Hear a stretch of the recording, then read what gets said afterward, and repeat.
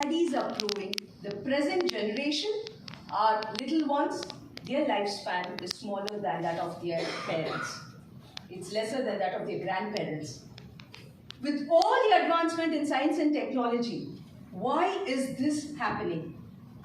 According to me, my personal experience is, I find three major challenges which all of us are facing in the modern technology, in the modern world. The first thing is, at home, my pet name is Amoy, and during summers, my granny had a tough time finding where I was. You know, the lane we were in, we had so many small houses. We were out there permanently in the street playing, out in the mud, So, what happens is, I don't remember falling sick. Our immunity was so well developed. But now, all the kids as young as 1.5, 2 years are there with iPads and iPhones because unfortunately, we grew up in a joint family. That's why I didn't say my mom was searching for me. I said my grandmom was searching for me. But by the time my kids were born, I was sort of studying, I was working. What happens is, we need to keep our kids occupied. So yes, we have moved on to technology, which is in fact completely ruining their life. The second pointer is, we use science and technology. We have discovered maybe 500 different flavors of ice creams, but we have forgotten completely what our dadas, dadis used to give us. We have forgotten what is there in our Indian kitchen. We are so fascinated with outside things because, as human beings, we always covered what is there in the other thing. I'm sure you've all experienced this. You go to a restaurant, you will go scanning through the menu and find so many things and you order. Trust me, within 5 minutes, when the waiter brings the food to the next table, that looks so much more better than what you ordered. So, and my grandson always asks me, he will order a flavor of something, and when somebody else picks up, he says, "Pati, that looks much better." I said, that's life. So, be it anything, we always feel the other person's is better. Similarly, with our food choice, with globalization, what has happened is, all things outside our pocket, which has not been a part of our traditional culture, we start craving it. And yes, there are millions of dollars invested into just what coloring a signboard should come to. What are we as humans? Nothing. The minute you see a particular color, I don't like to name companies. When you see a fast food in a particular color, we know that is a trigger point in your brain to reach out for that food.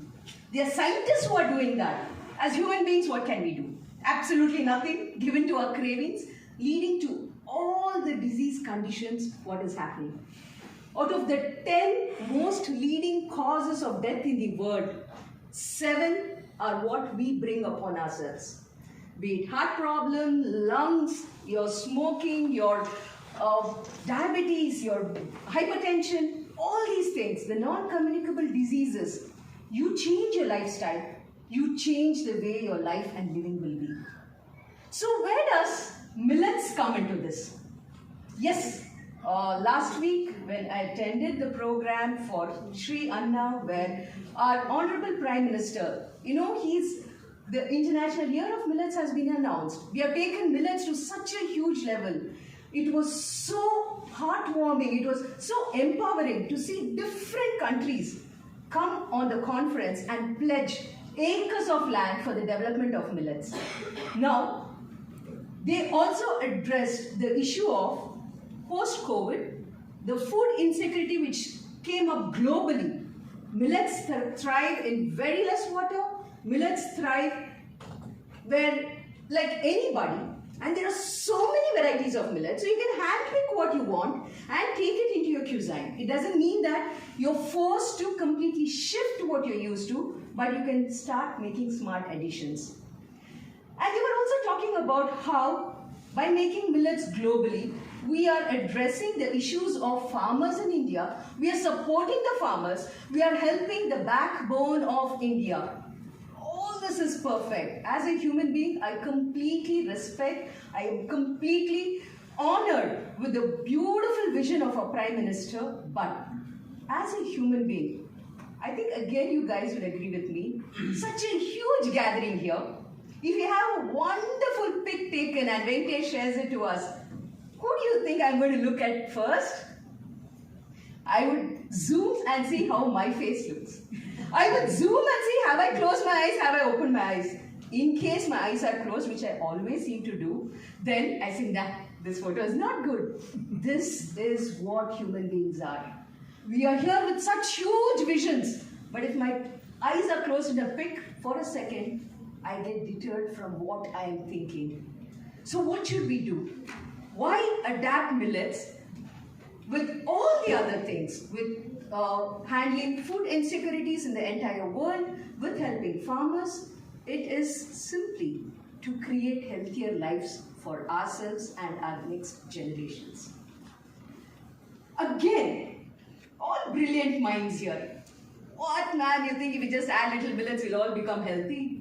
Yes, because the proof lies in details, and I'm very, very humbled and honored at the same time to say that at the age of 49. So all the under 34s here, I started pretty late, guys, and yes, at the age of 49, I had a startup, a nutrition company, and very easy to look up my nutrition company, but none of you will understand the meaning of the word because that word doesn't exist. The company's name is, so just remember me, okay, Parimala. And when you write it in reverse in English, it is Allah Mirab, and that is my company's name. Why? Why choose a name which is so alien? Because that particular word, Allah Mirab, is something which I completely believe in. Any human being at any point of time in life, if you make a decision, I want to reverse my way back to better health, we can definitely do it. Depends on which condition you are. On a scale of 0 to 10, let's say 0 being like really healthy condition and 10 being the worst. Even if you're past the 5th mark, your 6th percentile, 7th percentile, why can't we work into becoming better? Whether we are 6 years or 60 years, whether we are 8 years or 80 years, every human being has the right to be healthy. We all have such huge visions. But again, I'm sure you'll all agree with me, before COVID, if anybody would have asked me, Parimala, what do you want to do in life? One life, yeah, already I'm 50, 52. I want to like leave my name. I want people to remember Parimala. I want to do something to the society. This was what I was passionate about. COVID taught me just opening my eyes in the morning, today being alive, when I see so many youngsters who are just walking or working or just falling down and dying, I think that's the biggest gift God has given me. So what do I do with this gift? My first priority should be my health. Only then can I stand here addressing all these people. I have been a diabetic since 30 years. At the age of 24, small flashback in this very serious meeting. So I eloped when I was 15 years and I got married. I just finished my 10th standard on March 21st, and on 22nd, just like around 2 days back, was my 39th wedding anniversary. So we eloped and got married, and both my parents happened to be lawyers. So you can imagine what they do. And dad is a politician. They happily dragged me from Bangalore and got us to the Supreme Court. They said, we leave her in between, she'll escape. So they got us to the Supreme Court saying, the highest court. And here, Chief Justice Bhagavati was the one who handled that case in 1985. And since then, my conviction was so strong. At the age of 16, at the age of 17, I could convince Chief Justice Bhagavati, I will live with this guy. So the Chief Justice asked me, what are you going to do tomorrow? He's not going to take care of you. I said, sir, I'll take care of myself. And trust me, that is what I'm doing. Though my husband is in the movie field from 40 years, though he's a Rajya Sabha member right now, every single thing, what I do is from my money. It's a bootstrap company. I had to start my company with just 3 lakhs. And yes, success is completely dependent not on your age, not on what you have, but on your passion.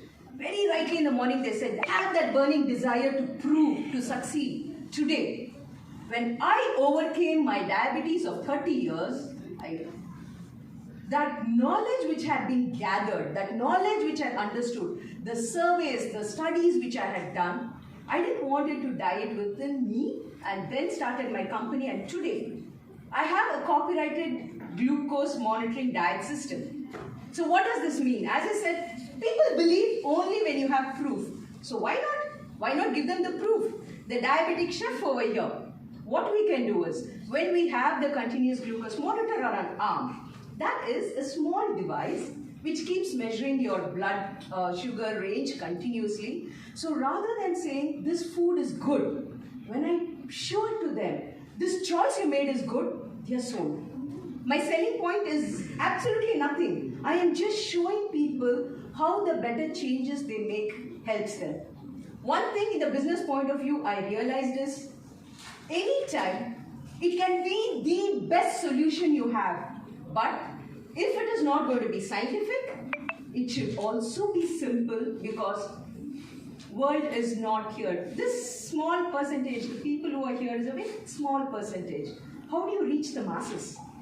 The people who don't know a word of English, how do you reach them? All our ideas can get translated only when you keep it very simple, sustainable, easy for their pockets, and also in their local languages. So this is my takeaway. And if you ask me, millets, ma'am, why millets? I come from Karnataka. So there, our staple is a millet called ragi.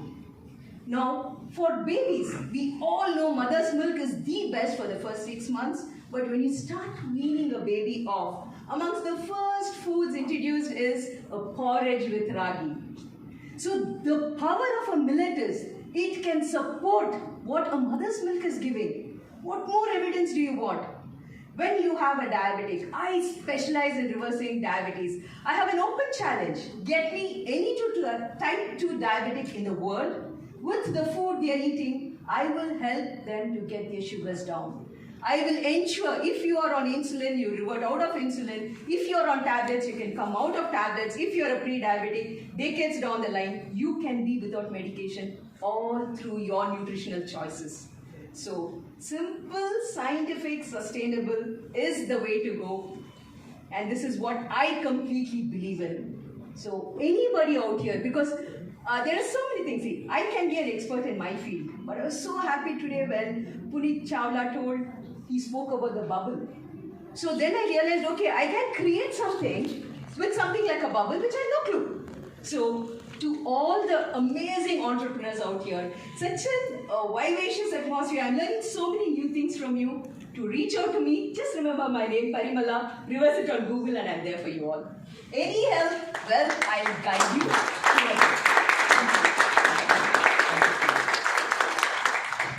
I think that was an awesome thing. And it always takes a woman to shake up the audience, right?